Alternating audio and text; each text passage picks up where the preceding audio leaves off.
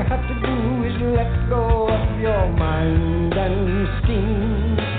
Tangled in a web of dreams, find your heart, gonna set you right apart. Now the stage is set, it's a really good bet. You'll find out things that you don't know yet. Crystal balls and chandeliers, how to slow down the passing years. Broken hearts and falling tears, never look back to where you once appeared and lived.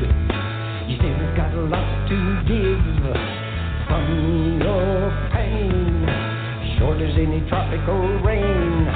A butterfly's wings and underground strings, how to get the best out of almost anything. Hot summer nights and bright city lights, quiet forest glades, sitting in the shade, mending your fences, watching them fade.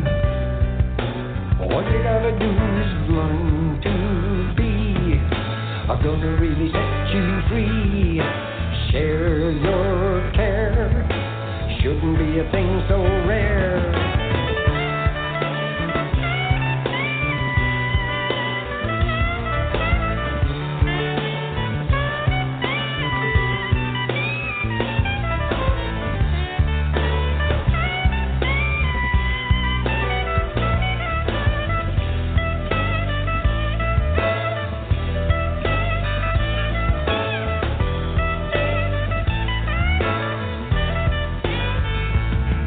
So there's not as many fireflies as there were when we were young, but that's okay, it's a part of this play. It's one of those things that must be sung.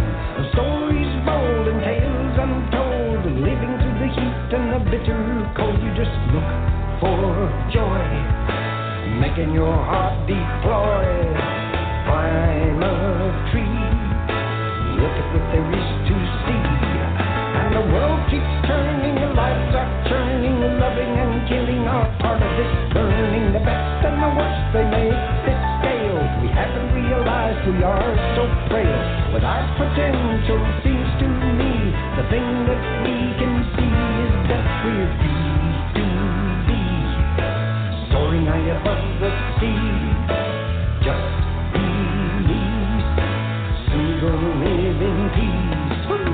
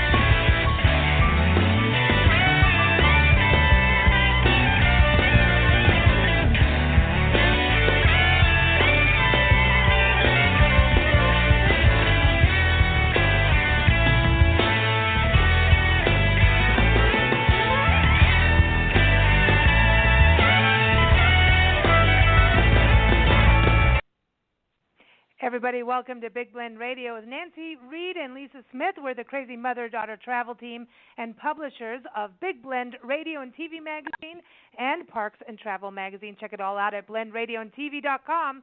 But you just heard Life, the opening track to legendary musician and guitarist Shawn Phillips' new album. It's called Continuance.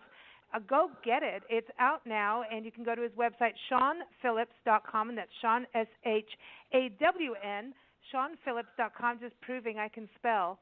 I'm just saying. Well, sometimes I have to prove that. It's different around the world. I know, but we're very excited to have Shawn on the show with us. His history of music is incredible. All the recordings he's done. I think this is the 25th or 26th album of his solo 26. work. And 26. That's a good number, Shawn. Welcome. Yeah. How are you? I'm good. How you guys doing?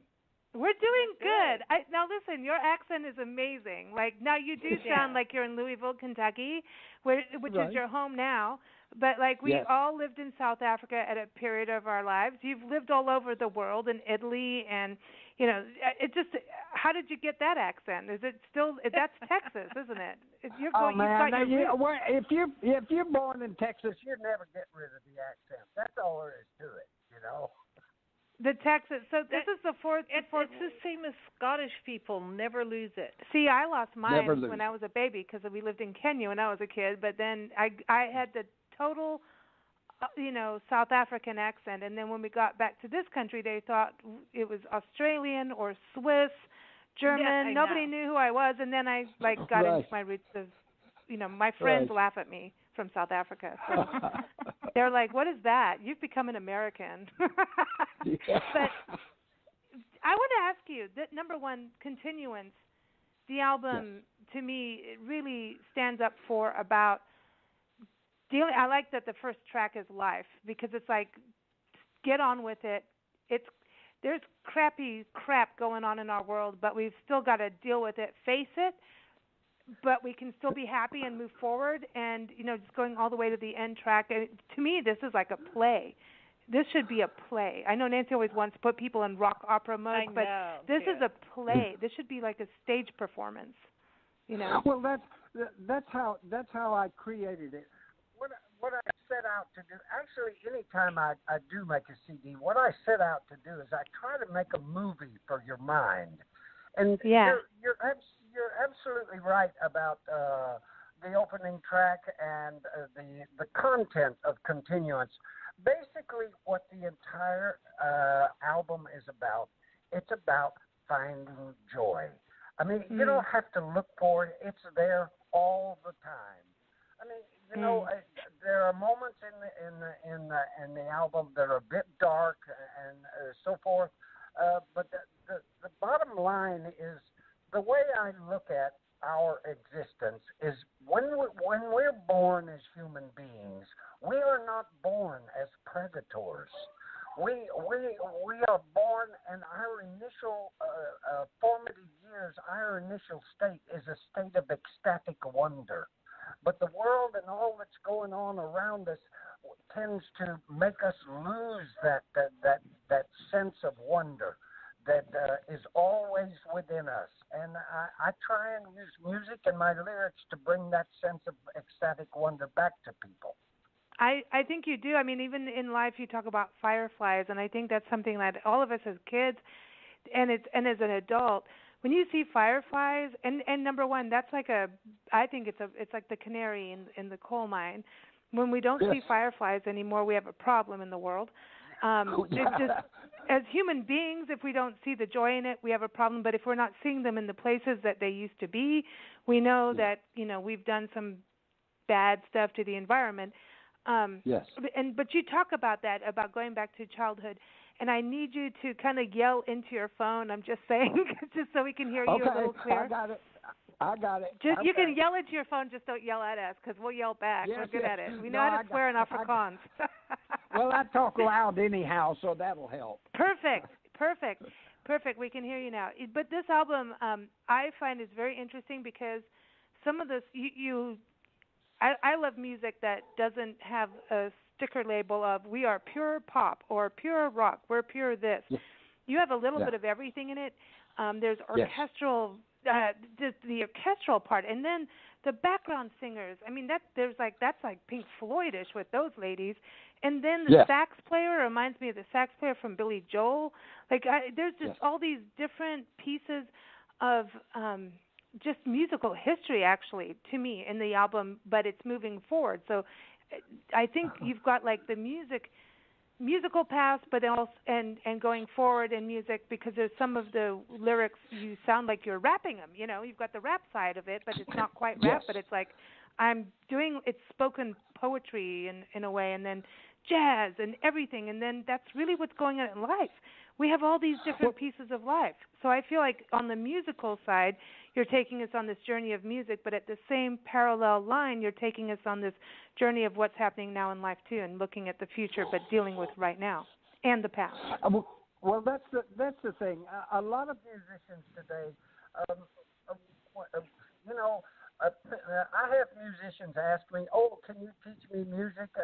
Can you, can I get lessons from you?" And I don't really teach. I have one lesson that I teach a potential musician, and that lesson is harmony tells you how the wind blows through the trees and how the waves break on the beach, but dissonance tells you how the universe works.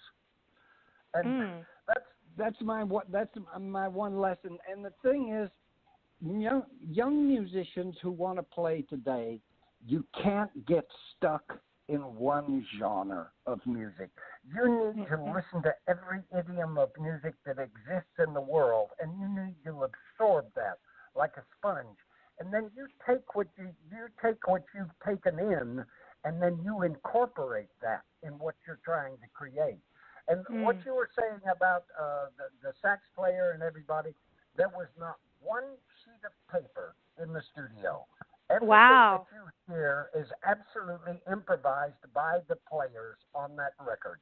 And that happens because I know when I have an extraordinary high-caliber musician that I'm working with. And the secret, much of the secret to my CDs is don't ever tell those musicians what to play. Here's the basic structure that I've written with this song. This is my vision. Now you put your vision to that. And when you do that and you allow those musicians their creative freedom, you just get magic when you're recording. Well, I think you're also allowing that live element in there because it feels like you're at a concert. I mean, especially when you start with live and then it really flows from there. I mean, it comes to an abrupt halt when we play it on a radio show like this, but when you're listening to an album, it all flows.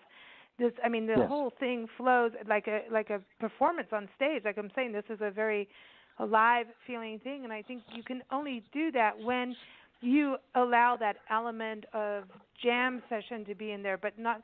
I mean, I hate to use that word, but it's true. It's freedom, and if you cannot be creative, and you cannot be collectively creative, that's when albums to me become this technical, digitized. That you're seeing the sound things on the computer thing instead of actually feeling the emotion and the words and the story and the flow of an entire album. And right now, I commend you for doing an entire album since everybody's stuck in the world of singles. Yeah, no, I know. No, that's the whole thing. There are some rough edges in some of the tunes, but I chose to leave those because I don't like to hear everything that is absolutely perfect. You need to hear that rough edge of what we were playing at the time. That's where the talent lies, in the rough edges. Perfection is like, that's a square box, and that's not artistic. So I like rough edges myself. There was a thing I once read on a cigarette pack in Canada that years and years ago, it never went away from me.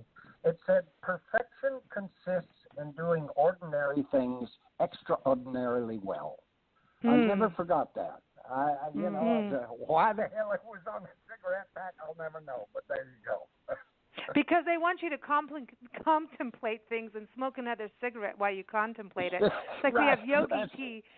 And it's like if they put a fortune cookie with every cigarette, they'd make even more money than they do now. Don't take that idea, people. No. But it's true. Right. The yogi tea, you get your little thing every day. It's like a fortune cookie of wisdom when you have your tea, If you drink that, you get the little... If you drink the tea and do what it says on the box, you're going to barf. No, yogi tea's not. You're like, drink your tea and do downward dog or whatever they call it. No, come on. No, but it's about not to do it at the same time. Oh, they're I allowed. read that part. No. I just looked at the box and went, what? No, but it's just the sentiments of it, and I think that's again going back to music. It's a language, and you bring this in. The whole. I know we talked a little bit before you came on the show, and this is definitely an album that people should listen from the beginning to the end because, like I said, it's like a play to me. It's when you listen to it, and it feels like the ocean. It's designed. I feel that way. There's an ocean in the background, especially at the very ending. And I do want to play your last song, "Some Things Will Never Change," which is like a poem and a reckoning. You have like a reckoning of reality. Here we're going to have to deal with this crap that's going on, and you deal with the crap of what's going on, especially when it comes to furious desperation. I was like, oh my God, Bernie's in there, yay! And you're talking about the fat cat, and I'm loving it. Yeah. But there's some certain songs in there that just hit exactly what's going on and talks about forgiveness that has, like, how do we move on? Because if we stay angry the whole time, we're not going to move forward. We're going to burn ourselves. That's true. No, there's some passages in some of the things. One of the songs on there, "In Grace We Intend," there was. I met a very interesting man in South Africa in 2015. His name is Jay Naidoo. Jay Naidoo was Nelson Mandela's closest advisor from the day he stepped out of the prison cell to the end of his presidency. Jay is an extraordinary humanist, and I showed him the page. He read the words to "In Grace We Intend," and I saw he finished reading, and he kind of paused for a minute, and then he looked at me and he said, "I've just spent 3 years writing a book that you've summed up on one page." And then he said an epithet and laughed. So. Well, South Africa is such a, I don't know what to say about South Africa and what's going on there versus here. I mean, it's changed at the time when we lived there. Nelson Mandela was getting free, and it's very complicated. Yes. And it was time for us to leave at that point, and we left in 93 or 94. We left in a hurry. In a hurry. And it was heartbreaking for us to leave, quite frankly. And it was one of the most beautiful countries. Yes, and every person, and I think you're going to be one of the people who get this.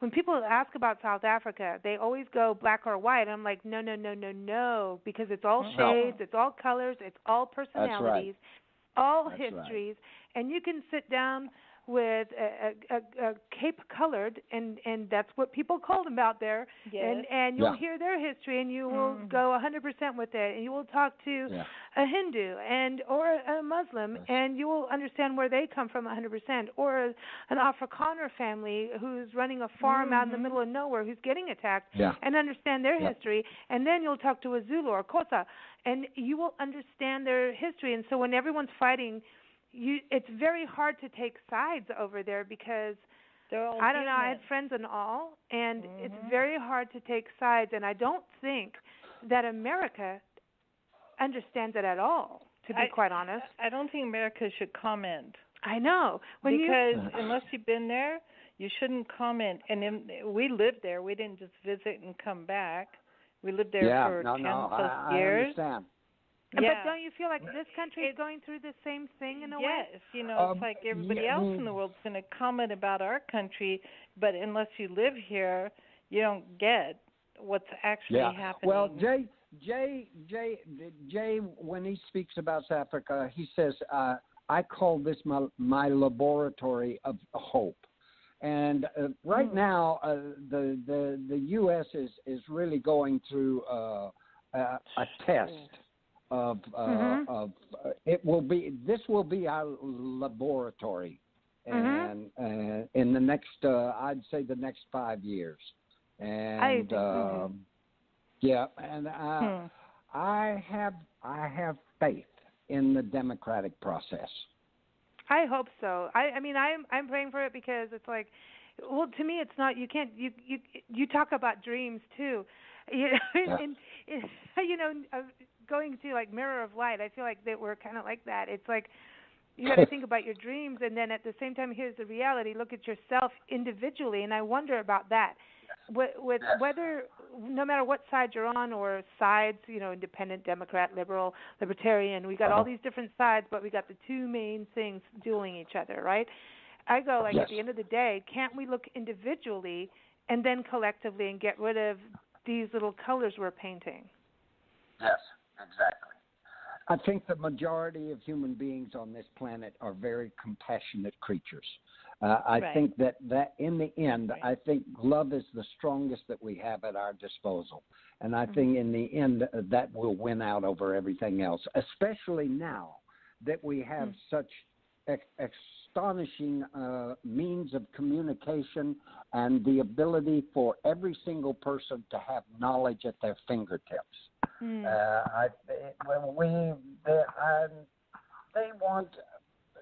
Humanity wants to survive, and those that want to make war and do all that, they're just going against the grain. And we see this constant evolution of consciousness. And it may be glacial, but it is ongoing. And I honestly think that compassion will win out in the end.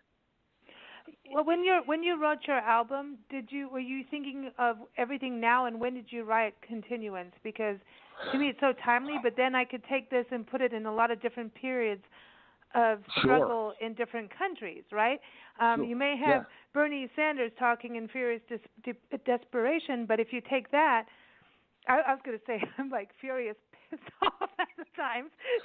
Desperation's a better word, but there's this I think you could take the album and put it into context of historically what's been going on throughout the world, because if you look at the time frame, like from when you were born, Nancy, me, the historical timeline, we have more wars going on that we're involved in universally in the last 10, 20 years than Vietnam times and World War II and World War I. It's kind of crazy. That is humanity. Well, a lot of continuance is referring to the oligarchies that are controlling us right now. And I don't care how much money you've made or how ruthless you've been to make that money or whatever it is. Just the fact that you are extremely wealthy and maybe are not one part of the 1% of the wealthiest people in the world, that does not give you the privilege to direct the direction of society. That comes from all of us, not from one mind or several minds, just because they're sitting on top of the world, as it were, with no worries. And that actually should be a demerit. Yeah, I actually feel like in this country, to be in politics and gain office, you've already corrupted yourself 10 times over easily. And in order to get the money, you should be able to run for office free. Are going in there for. That's all most politicians are going in there for the money. So, the idea of leadership and politicians is, the word politician came from the word of being polite, oxymoron. And then making policies to be polite, and it ain't that no more. That's it. That's right. Exactly. Wow. Okay, so leadership and politics have become an oxymoron now. Yeah, I know, right? Okay, Shawn, so can I play Furious Desperation for everybody to hear this? Because we've been talking about this now. I think we should play it. Is that cool with you? Absolutely, but let me just say, Furious Desperation is a play on Ralph Waldo Emerson's Quiet Desperation. That was then, this is now. Play it. All right, here it is, Furious Desperation.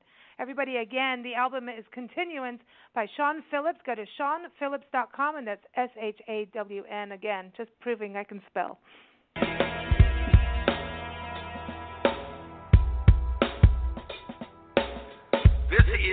budget, which says that if you are the wealthiest family in America, the Walton family of Walmart, you can get up to a $52 billion tax break through the repeal of the estate tax. Let me repeat that. Wealthiest family in America could get up to a $52 billion tax break. But at the same time, this budget says that if you are a lower income senior citizen, you will not be able to get one hot, nutritious meal a day that is currently provided to you by the Meals on Wheels program. Now look at all those fat cats lined up toe to toe. They don't have to pay no taxes. They don't have no road to hoe. They spit on folks like us these days, look down in grim elation. They cannot feel us tumbling down in furious desperation. No, it's hockey jocks and football stars with 10-year short careers that take the money meant to go to teachers and their peers. Police burn out 6 years or less, and nurses man their stations.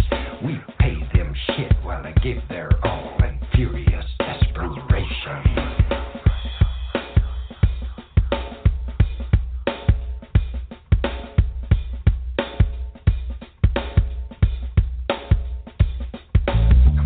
Stars and trashed out cars while most don't have a ride. If hurt or sick and got no bread, they'll say, well, they just died. No insurance, counties full, the ambulances, transportation to take you on those useless rounds in furious desperation. One tanker spills its rotten load, the prices shoot sky high. The money's there, the profits made, let nature's balance fry. Let's kill the birds and nuke the whales, let's use imagination, then we can double the intensity of our furious desperation.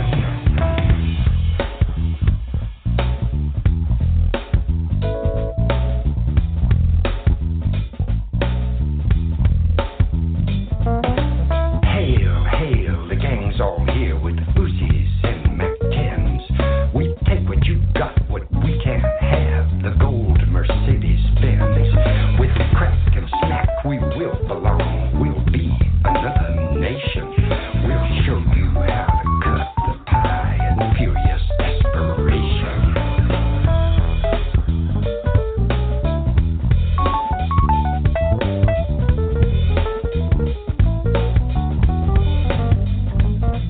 Don't look to God or devil now, for both of them are taken. This is the earth for all us folks, it's not yet all forsaken. Just wake up to priorities, forget the conflagration, and concentrate your faith in love and glorious creation.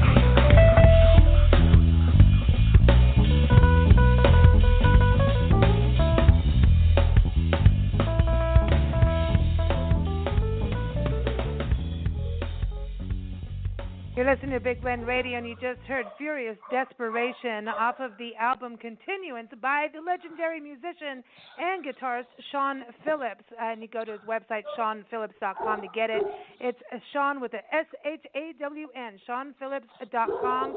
And there's some barking dogs out there, because I tell you what, he's in Kentucky where they have hound dogs. But you got some yappers back there, Shawn. That's not just a hound dog. You got yappers. Yeah, I got yappers. We have 5 dogs. Cool. So. Right on, right on.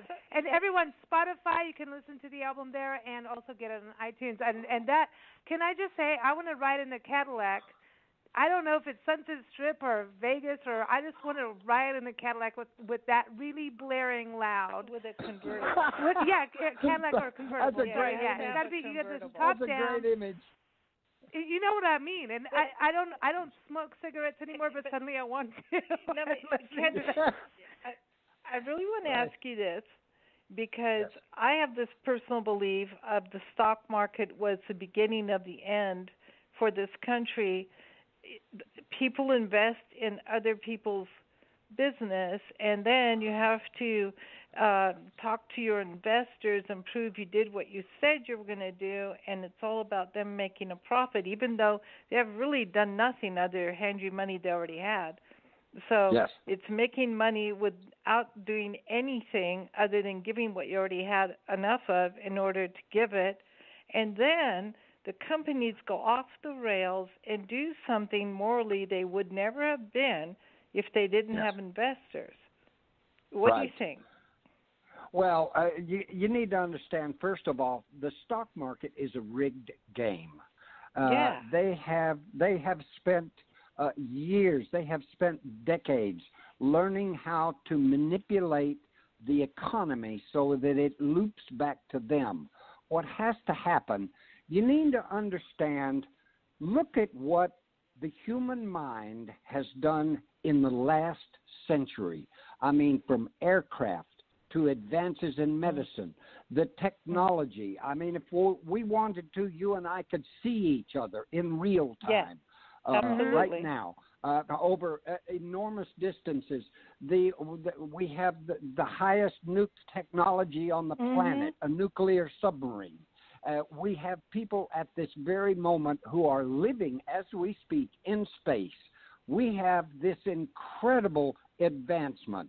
All of this has come from the human brain. You want to tell me that we cannot come up with an economic system that is equitable for the species on this planet? That is total nonsense, total BS. I mean, the only reason we can't do that is because we don't have the will. We need the will. We need people to speak up and say, listen, economists, you need to think about it this way. Not so that it circles back to the people who already have it. There is no way that we could not come up with an economic system that would benefit every single individual on this planet. We're only 7 billion on the planet. How much money are we talking about for just one country? $17 trillion? And you're going to tell me we can't come up with a suitable economic system. That's just nonsense. Yeah. I agree with you. I mean, that's why I love that you've traveled the world and lived around the world. There's a difference between traveling and living, and you did it from a very young age. And I think that Nancy and I, have done that. I especially as a young age, she lived around L.A. as a young kid from house to house with a family that at midnight you're moving, for a reason. Right. But, ended up living in Kenya, South Africa, Mexico, England, Channel Islands, here. And, now back in this country, which is a beautiful country. And we are diverse in so many ways with the natural elements, the human elements, the history. And it's like we have, airplanes. What you're talking about. I mean, half of these inventions come from us or the Germans, right? And if I say the Russians, we're all going to get in trouble. But the reality is we have the brains, like you're saying. I love in your album that you bring that up. You bring this to full light that, yes, there's crap. Like I said, there's all this crap going on in the world and horrible stuff. But you're bringing it back to personal responsibility. That was a strong theme I felt throughout your entire album, was this personal responsibility and not just love for self, because you start to feel there. We have problems right now in the world of kids not feeling self-confident, not having love for self, being bullied, and it's happening with adults. So I felt like, when I was listening to everything, and I've listened to it a few times now, I'm like, there's love, there's political awareness, it's reality-based, and we have to take personal responsibility for all of it. Yes, that's correct. That's absolutely right. If you want, the thing is, if you, within yourself, if you find yourself in a sense of contentment, you find yourself a sense of peace, that is in your sphere of being. That will relate another person near you. Their sphere of being will relate to your sphere of being. And that is a peace starts with one person. And I mean, that's the way it is. Exactly. Tell me about Man with a Gun. That song. Man with to the me, gun. The gun. Oh, it's badass, man. It just drives and it's just like. I know it is. Listen, I have to tell you, Man with a Gun. The word "gun" is a metaphor for the oligarchy. Mm-hmm. They are the people with the gun. And, I just think that song is absolutely right on. And the way it is today, because they have a gun to our heads. It's just, like I say, the honest man's a slave just to make a living wage, but the cost of life is so much higher. And that just doesn't, that whole scenario just doesn't work. You cannot continuously try to increase profit while you are decreasing the manifestation of the people behind that are giving you that. It just doesn't work. When guys at the top really, for the most part, can't do what the people at the so-called bottom are doing for them. They can't. Yeah. They don't have the knowledge or the expertise. Their fingernails won't even let them do it. No, they can't do it. They have manicures. So it is manipulation in the nth degree. Yeah. When did you? And these companies start by people investing in the stock market. Oh, here we go. No, I'm sorry. I just would like to see the stock market just go away. I know a lot of people. We're going to get so many emails now, Nancy. I know, thank you. But just and thank you, Shawn. You're not helping either. No, I know that. It's all good. I'm kidding. I'm kidding. Getting something for nothing. Really? Yeah. Think about it. Yeah. That's what you do. Yeah. You have money. Yeah. And now you have enough to live on, and you have your big mansion and all that stuff. So you have extra money. Let me go make some more. Why? Yes, you already have what you want and need. Why? So that would be called greed. Yes, exactly. Biggest but problem you need to understand that greed is a part of Maslow's hierarchy. It's a part of survival. We are going to have greed. Greed itself is not the problem. It's always been there. But that's not really the problem. It's our acceptance of it that is the problem. Oh, good one, yeah. Absolutely right. That's what I said. It's about that personal responsibility and freedom. Like how to understand what freedom truly is. When you lived in South Africa, and and you've lived in numerous countries too, as a child too, and just traveled. Yes. There's a freedom I felt in South Africa, especially in Kenya too, because we lived out in the bush, and I lived with different tribes as a kid, and herded cattle barefoot, and when you think about, I want to talk to you about the music of you traveling and how that influenced you, but did you see like this? There's this backbone, but resilience and understanding that each moment is precious and be happy in it, like no matter how bad it is in South Africa. Did you feel that? No, absolutely I did. And one of the things about the traveling is you've both experienced that now. One of the things that you inherited from that traveling was a sense of objectivity. It gives you the ability to see the reality of the way things are. People who don't travel, they only see things within that very small circle that they inhabit, and anything outside of that circle suddenly begins to almost. What do I want to say? I want to say it almost becomes a sense of fear. And the minute it starts becoming a sense of fear, the minute they don't understand it, it starts becoming a sense of fear. And that just holds the human mind back. The fear becomes prejudice. Yes. Yes. And anger. Exactly. Yep. And I don't understand it, but I don't want to say I don't understand it, so I want to get rid of it. Yeah. Yep. Okay, I want to go back to your album Continuance, which all of this is a theme of, right?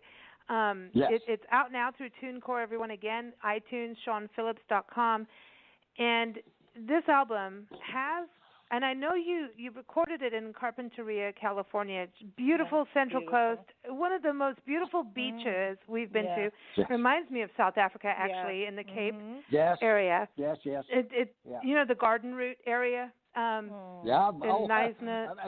The song on the CD, "Come On Round," that was written on the drive from Port Elizabeth to Cape Town. I kept there's no Wi-Fi. There's no Wi-Fi there, so I kept having to pull over so I could write the words down as they came to me. Are you kidding me? That song, because this was so interesting listening to this song because it's got this almost hillbilly side, countryside, but it's got this shuffle as well. Like you've got stuff in it, and I'm like, this almost because.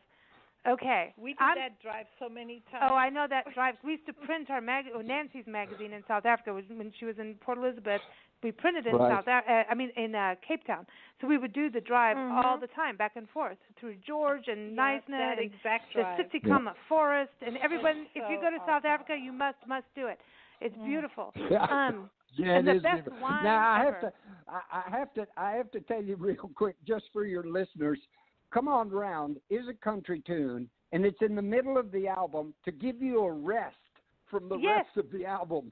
But you talk about shine, and I'm going, it's not moonshine really, but here's what got to me, because there's a shuffle to it. And in South Africa, like, it felt very familiar to me. And until you told me this, the saki. South Africa, like we had, the two-step was a big deal. Everyone would get out.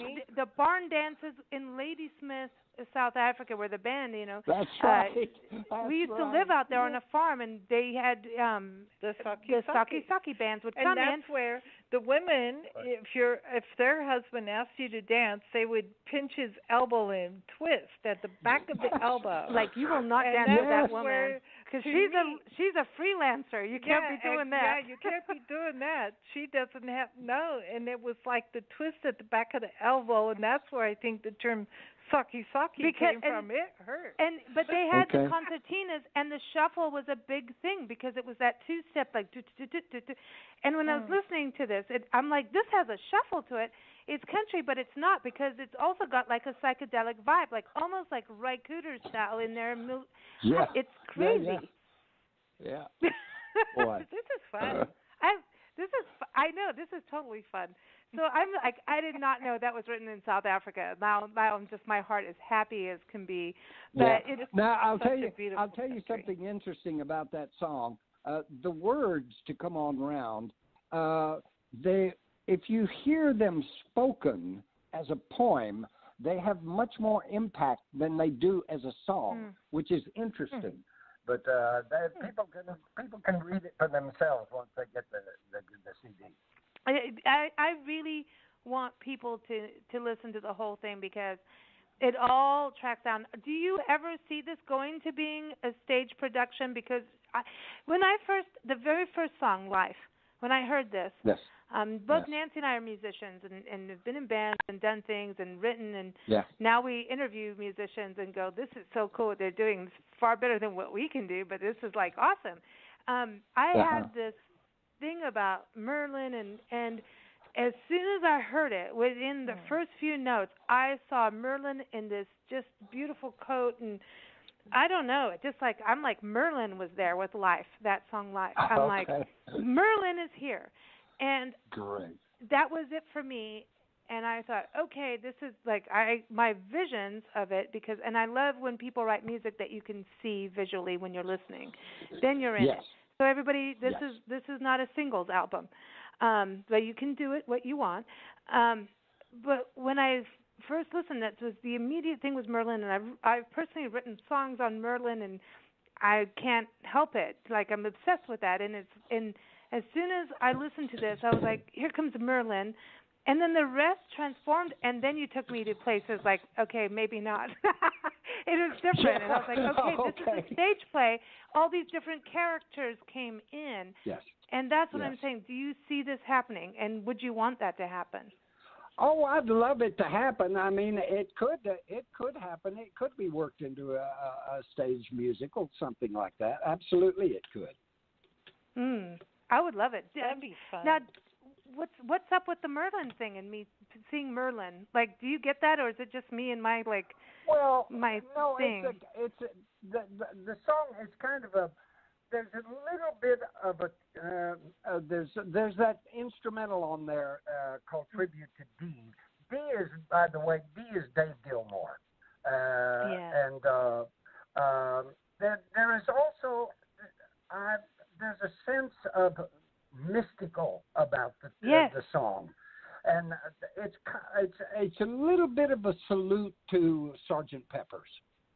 That I know one of the things that was in my head. You sang on that, which is like I did. I sang the backup vocals on "Lovely Rita Meter Maid." Oh, cool! I love that song. That's awesome. Lovely Rita Meter Maid. I mean, that's like that. It's so just. Everybody's got to have part of that. Like, it's just everyone's life has to have that album and just be part of that, because there's these characters, and I think that's what I love about your album is, like, to me, there are characters coming up on stage saying, this is what's going on, and this is how you can choose to feel about them, and take a look. You know, just kind of like not telling people what to do, but inviting them to take a look and listen. It's just called Open Your Eyes. Yeah, there's a reality check with the album. Yeah. Exactly. It's so easy to go through life without ever opening your eyes. So you don't have to negotiate through the tough times or look at what's really happening. It's a convenience, and that's what we are. AM, PM. Sorry, guys. AM, PM. Total convenience. Anytime, without really opening your eyes. Right. Yeah. If you don't open your eyes, you don't have to open your heart. Oh yeah, then you just get pissy. Yes. Well, that's I a bad agree. thing. You become a crabby human being, and you're full of fear and anxiety and drama, and then like everything you touch starts to have that too. So it transfers. Shawn, I wanted to ask though. I've been wanting to ask this whole conversation is, when did you start writing the album? Because it's so timely now, but I also feel like it could have been written, like I said, like a long time ago, because the oligarchs they've been around for a while, but now it's really apparent to us. When did you start writing this? Well, it's always been in the back of my mind. Let me tell you a quote that my father said to me. He was quite a well-known author, and when I started writing things that were socially conscious, he once said to me, he said, "We will see the tops blown off of newer volcanoes than Paracutin, and every society in the Americas changed most violently. You can be a scribe of that change if you so desire, but don't ever forget that in your lifetime you will see the dead hands of the Allemans, the Krupps, the Rothschilds, and the Rockefellers ripped off the throats of the peon as he leads his charcoal-laden burro into Leon before dawn." And from that moment, you know, from that moment on, I realized that this was a huge problem in the world. And to answer your question, it was written, Continuance was written over a period of about 2.5 years, because I don't churn stuff out like a factory. I mean, you've got songwriters that'll churn out 100 songs, you know, in a month or so, but only one of those songs will be worth its merit, you know, from all of that trash that's being churned out. I take my time. Here's the way I write, Lisa. I have 3 criteria with which I write. They are anger, wonder, and technique. Anger is you look at the world around you, and if you're satisfied with what you see, then you're probably certifiable. Then there's wonder. Wonder is to be attentive to every drop of rain on every unfolding bud. And the third criteria is technique, which is keeping a balance between the anger and the wonder. And that's how I write. Oh, I like that. I like that. I'm taking that for me. Sure, go for it. Absolutely. And the other thing is I have a different way of writing. Once I've written the first line to a song, I do not leave the room until I've written the last line. Wow. Because songwriters, they'll be interested. They'll get a train of thought going, and then suddenly they're going to, oh well, I got to have lunch now.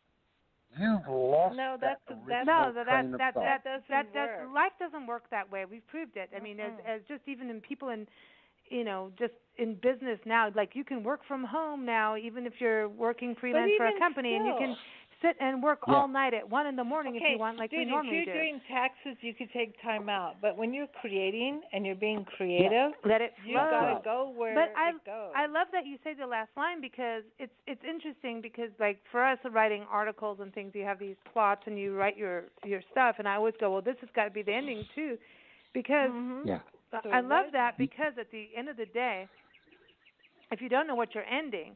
It's like going to bed when you're angry. They always say, don't, for couples, don't go to bed angry at each other. That's right. Solve it before you go to bed. Otherwise, you're not going to go to sleep. You can't sleep as a creative person without that closure. It's a capsule of why you wrote the song. This is what made me angry. This is how it ended. Wow. Yeah. Otherwise, it's open-ended doesn't really work well for music or paintings or novels for sure. And please, people, stop. No, don't. Just stop writing the open-ended novel where it goes nowhere and the person reading is like, now I'm totally lost. I don't know why you wrote this. Right. Because, They lose the train of thought as well, yes. Yeah. I love this. That's one of the best writing pieces I've ever heard on our show, honestly, about writing and creativity. True. I love that because also balancing the technique in there, because some people just are so focused on technique, and some of the greatest guitar players out there we don't like because it's just pure technique. It's like you have to have the heart and soul, but the anger, the fire, because you have fire. Like you listen to your album, I'm like, man, he's got a lot of fire in there. And then the mystical part, that's exactly that was one of the first words that came out of my mouth when I listened to him. Like, man, there's some mystical stuff in here. I like it. And psychedelically mystical, but not full on psychedelic. It's like just a little dose. You get a little dose, That's it. We're not going full hog. We're just going to give you like a little tincture. But really, but I think you allow people to breathe and do their own feelings. And I always think that if you're reading a book, watching a movie, movies are different because it's visual. Whenever you're internalizing words or audio, if you cannot come up with a vision and be part of that creation process, then it's not cool. I love that about music and the written word because I think more people need it so that they looking at a painting is also in a photograph you need to create too, and when music allows people to create when they don't even think they're creating, that is so key to me. It's key. It's key. Well, a lot of people will listen to that. A lot of people will listen to this and they'll hear a reflection of their own lives in it. I agree. Yeah. Now, okay. The other part is, recording this, you had like a bevy of amazing musicians, but you also wrote it with your friend who produced it. Tell us about that. What happened is it was interesting. Years ago, in 1972, I was the opening act for Yes in Holland. And about the fourth gig on the tour, we were all hanging out in the hotel doing what musicians do. And the sound guy was a young man named Jord Koppert. And Jord comes up in the elevator, dripping wet and freezing. And he steps out and comes in the door, and he's emotionally destroyed. And we go, Jord, what's the matter, man? He said, I've just put the gear truck in the canal in front of the hotel. and he had. Well, anyway, okay, we go through the logistics to get the truck out, and I take him to a cafe. And basically, he's young, he's upset. I spend about 2 hours calming him down. I said, look, man, you're the house mix for Yes. You work for Clare Brothers, the largest sound system in Europe at that time. And nobody's going to, the show. Nobody's going to fire you. Just relax. Stuff happens, okay? And that's really the bottom line. This man never forgot that for 44 years. And he gets in touch with me in 2015, And he said, I'm managing a studio in Carpinteria, California. It's a state-of-the-art fiber optic studio. It's time. I'd love to work with you on a project. And I said, well, I've got enough material. He said, great. The studio's yours from June through July. So I started a Kickstarter thing, and I got the money to pay the musicians, and that's how it all came about. Wow, that's awesome. I think the person you're talking about, though, working with me is Paul Buckmaster. Exactly. Yeah. Yes. Yeah. Paul. And man. I'm sorry. I know. I don't know what to tell you. There is, to this moment, there is not a day. Paul was my closest friend in the world. To this day, there's not a moment goes by where I see something or I think of something that he and I would have taken heed of, and I just get that big empty thump in my chest. But continuance was the last thing. I actually Skyped with Paul the day before he passed, and this was the last work that the very last work that he ever did was the two arrangements for The Force That We Call Life and In Grace We Intend. And yeah, it was Paul. Beautiful. Paul was so. I mean, he did so much for so many people. And he never really got the credit, for doing it. I mean, the guy's responsible for Elton John's success. I mean, he did the first 9 albums. But, he didn't let them just play. He told them what to write. He told Elton and everybody, all those guys. He wrote the first 9 albums for Elton John were written by Paul, from the bass drum to the last violin.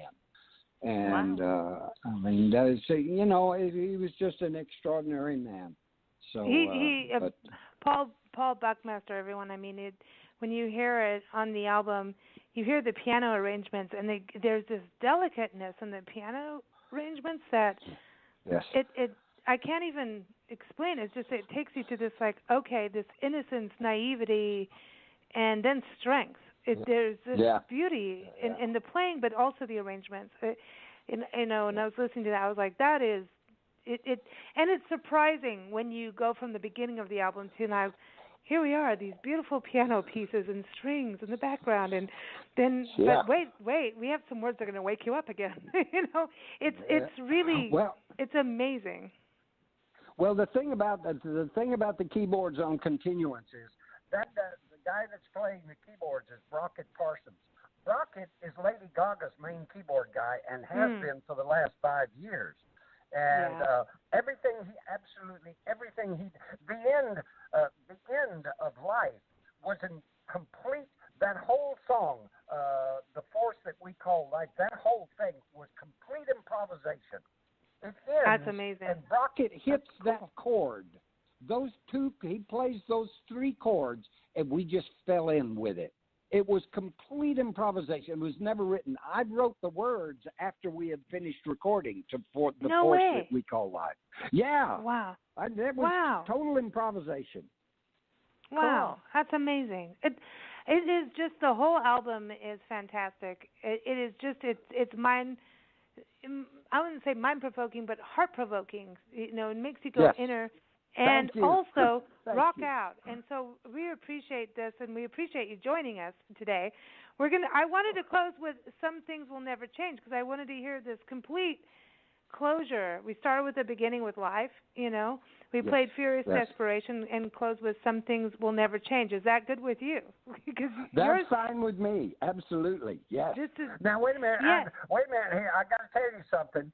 And for those of you who hear a certain line in the very last stanza of this poem, there is some controversy.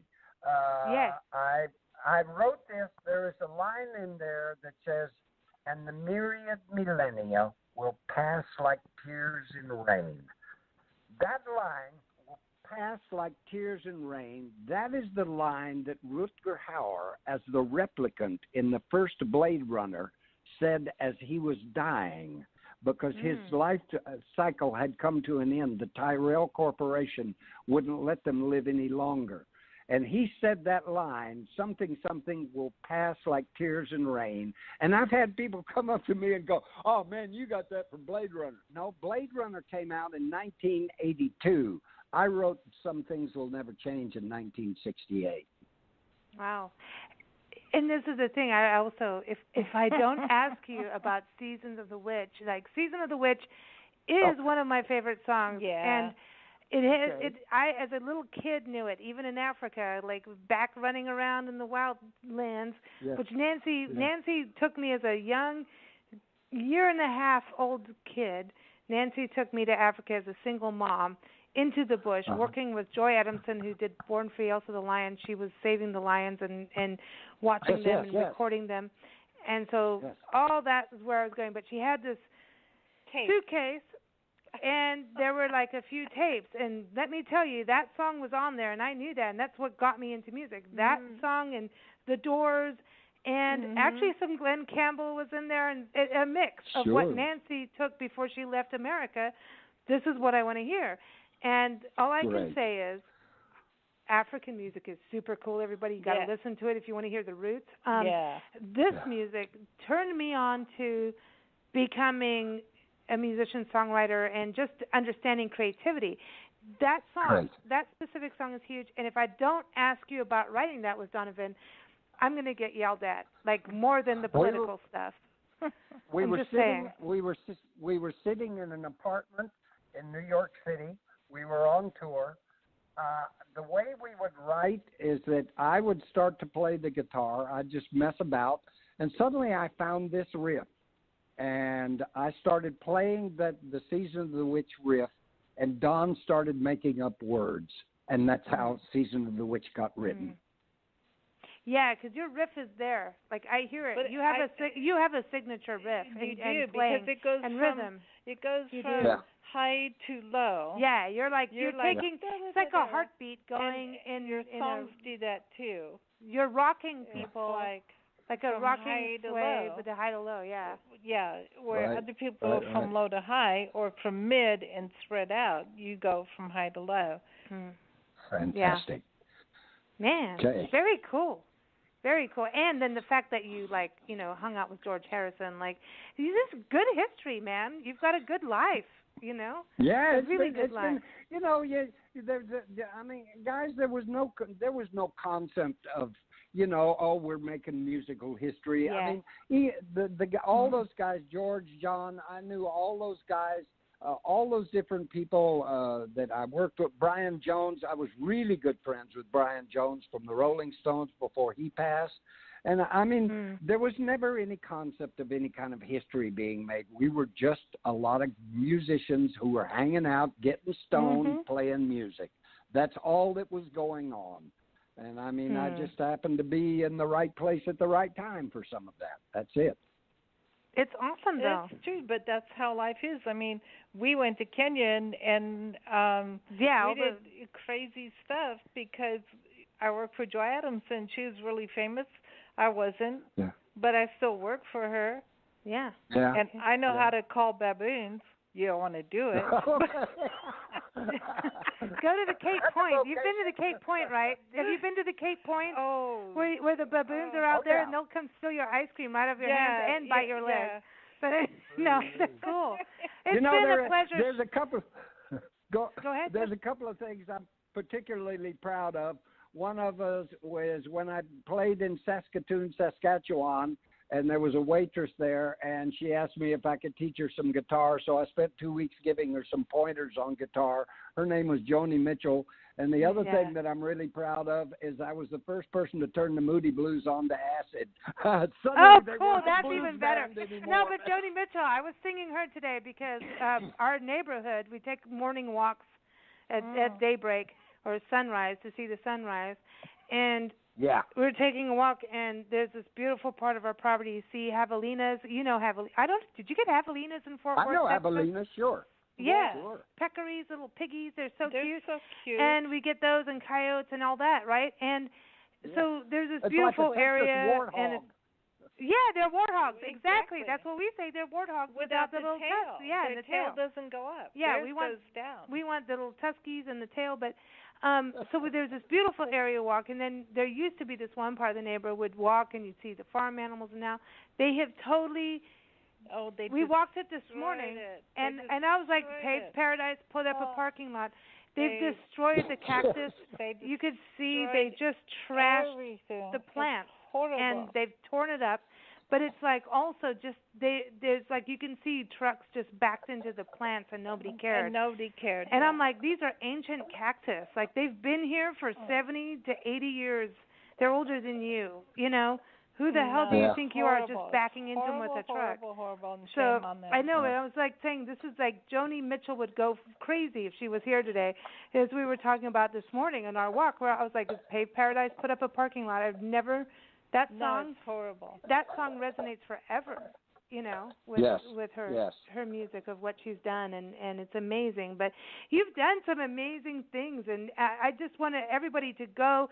Number one, go get the album Continuance. Again, it's on Spotify. You can listen to that, but go get it on iTunes and go to shawn-phillips.com. That's Shawn, SHAWN, shawn-phillips.com. And before you go and before we play Some Things Will Never Change, you're going to tour Canada and tour the U.S., right, this year? Yes, I'll be touring in Quebec starting June through September, and then I may do some work in the Midwest and maybe down into Texas, like that. Oh, you got to keep us posted when you come through the Southwest. And I will. I know. I hope you're in Louisville in the fall, because Nancy and I are going to Springfield. Have you been to Springfield, Kentucky? Because we're going there. We're going. No, I haven't been to Springfield yet. Apparently, it's not that far from you. I'm just saying. Apparently, it's on like this historic route, the Lincoln Heritage Trail and the Lincoln Byway. Check out the bourbon. We're going there. Yeah, we're going to do Natchez Trace up there and get up there. But everybody, we're going to play Some Things.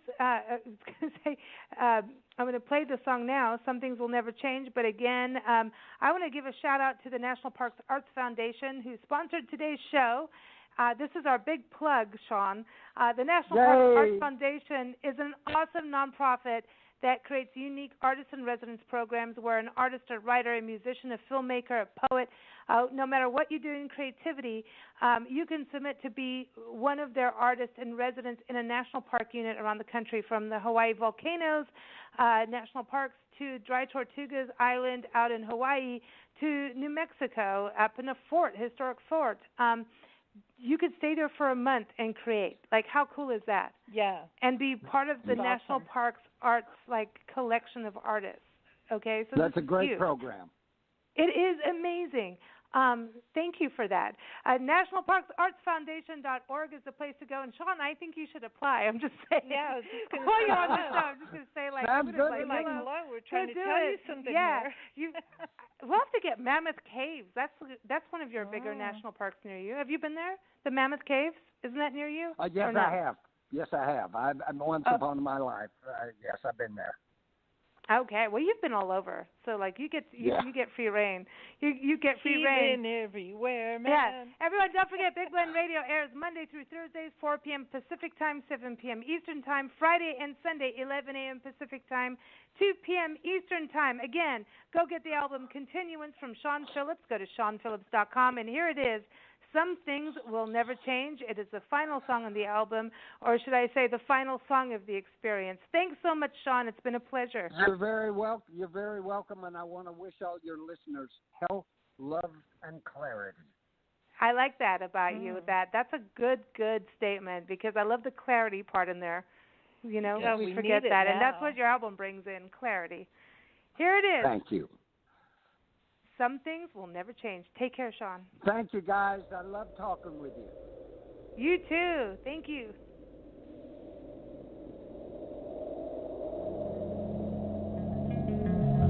In the fullness of our lifetimes, the emptiness of goals, we will strive to make perfection. We'll run aground on many shoals. Some will try to be conformist. Others find out what is strange. But in the order of this chaos, some things will never change. Between sea and sky we spend our time, all cycles writ in stone. From birth to death we play our roles, carried through with flesh and bone. While some stay put and never move, now others roam the range. But in the order of this chaos, some things will never change. Through the wonders of perception, we question time and space. We grapple with the issues, but never that of grace. In seeking God, we kill ourselves. I find this so deranged. But in the order of this chaos, some things will never change. He said the times are changing, 'twas but a superficial act. The face of man will never shift, so violent his pact. Yet born to love and knowing this, he chooses to estrange.